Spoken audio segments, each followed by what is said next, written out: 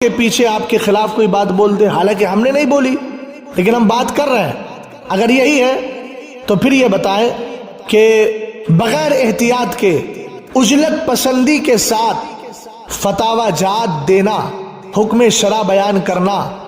کہ جن میں عند الشرع گرفت ہو سکتی ہے، ایسے احکام بیان کر کے اپنے فالوور کو جواب سے بہراور کر دینا، اور ان جوابات کا جو جوابات در حقیقت شریعت کے موافق نہیں ہیں اور عجلت پسندی کا شکار ہیں، ان جوابات کو اپنے چاہنے والوں میں عام کر دینا، کیا یہ اشاعت فاحشہ میں آئے گا کہ نہیں آئے گا؟ اب انشاءاللہ اس پر ہم جواب اور اس پر ہم شواہد بعد میں پیش کریں گے جب آپ ان سوالوں کا جواب دیں گے کہ آپ کے جوابات میں اشاعت فاحشہ کیسے ہے۔ لاسٹ میں آپ نے ایک سوال کیا تھا کہ میرا شعر کو نادانستہ طور پر منع کرنا یہ بڑی بے ادبی ہے، یا فتوے کو نہ ماننا یہ بڑی بے ادبی ہے۔ اس کا مطلب یہ ہے کہ لفظ بڑی یہ بتا رہا ہے کہ آپ نے نادانستہ طور پر جو شعر سے منع کیا ہے اس کو بے ادبی آپ بھی تسلیم کر رہے ہیں، اور جنہوں نے فتویٰ نہیں مانا ہے ان کی بھی ان کو بھی آپ ان کے نہ ماننے کو بھی آپ بے ادبی کہہ رہے ہیں، لیکن موازنہ کر رہے ہیں دونوں بے ادبیوں میں کہ بڑی بے ادبی کون ہے۔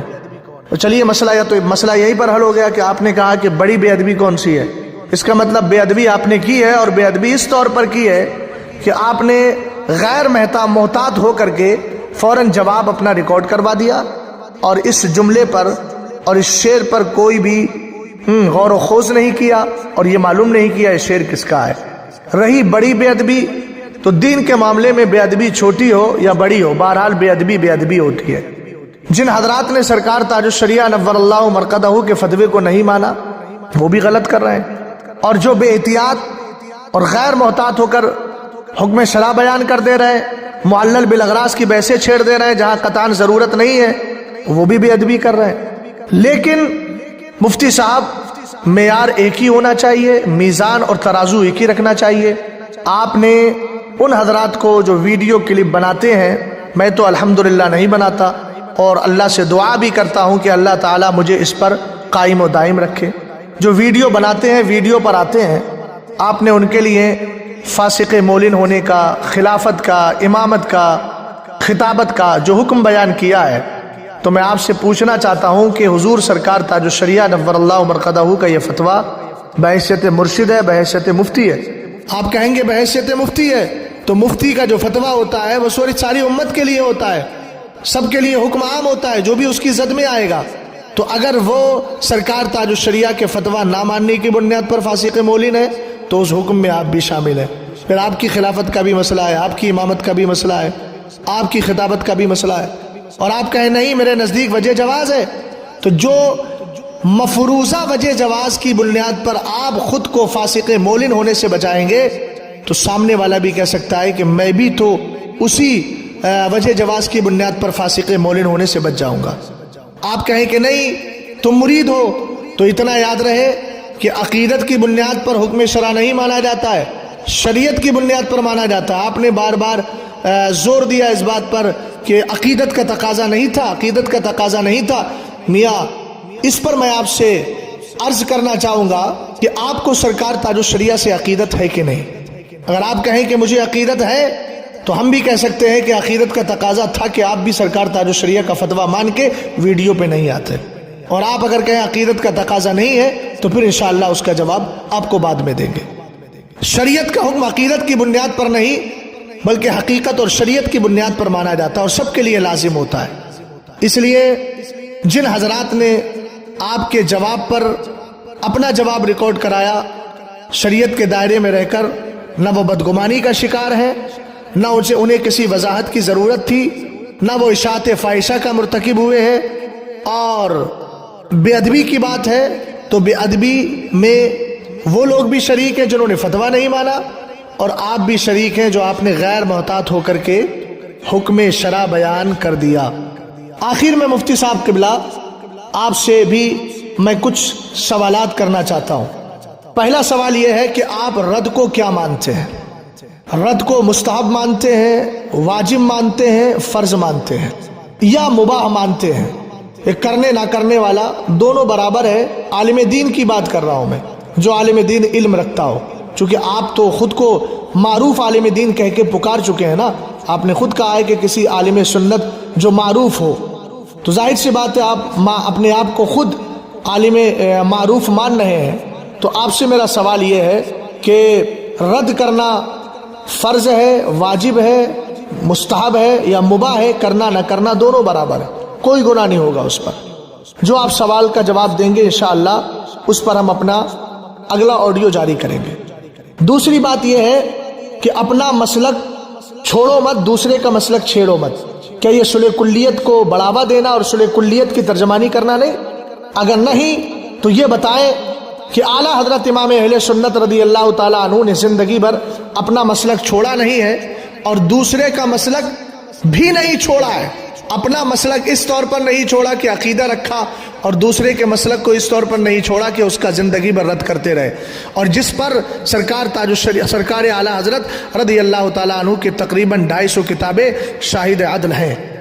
چاہے وہ ابطال نشریت پر ہو، رد رفضہ پہ ہو، یا پھر عقائد وہابیہ دیابنا کے رد میں ہو. یہ ساری کتابیں سبحان السبو ہے، الامن والعلا ہے، تجلی الیقین ہے، وغیرہ وغیرہ دیگر کتب. تو آپ کا یہ کہنا کہ اپنا مسلک چھوڑو مت، دوسرے کا مسلک چھیڑو مت، یہ اعلیٰ حضرت کے مسلک کے مطابق ہے یا مخالف ہے؟ تیسرا سوال آپ سے یہ ہے کہ جس بدگمانی سے آپ بچانے کی بات کر رہے ہیں اور بچنے کا حکم دے رہے ہیں اور لمبی لمبی باتیں کر رہے ہیں، اور آپ نے تقریباً جسمانی آلائش و آرائش کے ساتھ ساتھ جو 32 منٹ کی ریکارڈنگ جاری کی ہے اور اپنی کلپ جاری کی ہے، اس میں آپ بار بار یہ کہہ رہے ہیں کہ بدگمانی سے بچنا چاہیے. ٹھیک ہے، ہم مانتے ہیں شریعت کا حکم ہے، سب پر ماننا ضروری ہے، لیکن کہیں نہ کہیں آپ بھی تو بدگمانی کا شکار ہوئے ہیں. ناراض نہ ہوئیے گا، میں آپ کو بتا رہا ہوں. آپ نے ایک کلپ میں یہی کہا ہے کہ جب میں میڈیا پر آیا تو کچھ احباب مجھ سے کہنے لگے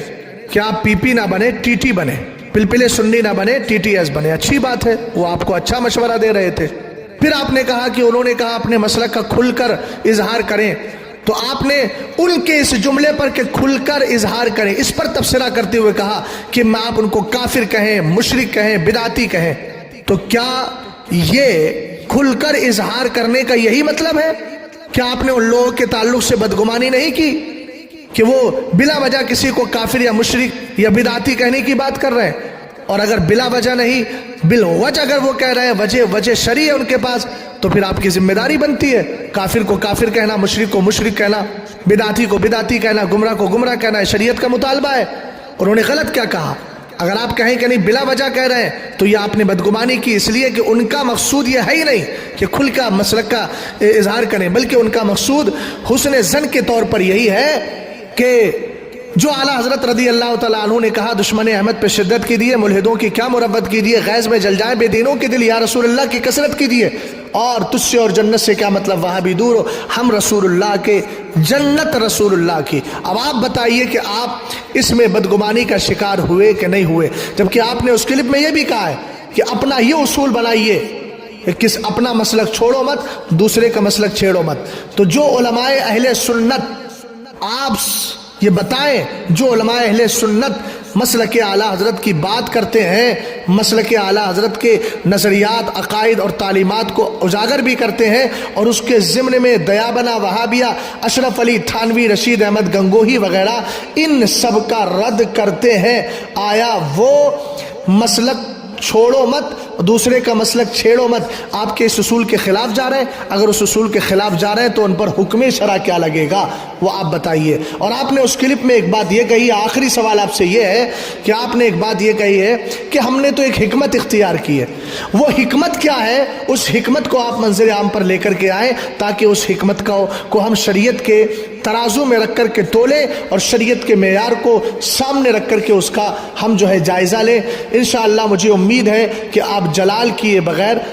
ان پر کچھ نہ کچھ توجہ کریں گے اور یہ کہہ کر کے دامن نہیں بچائیں گے کہ ہم ایرے غیرے کے تعلق سے جو ہے وہ آڈیوز کا جواب نہیں دیتے اور ہم جواب ریکارڈ نہیں کراتے. مفتی صاحب اللہ کا فضل ہے، آپ اگر ذمہ دار ہیں تو میں بھی رب قدیر کی ذات پر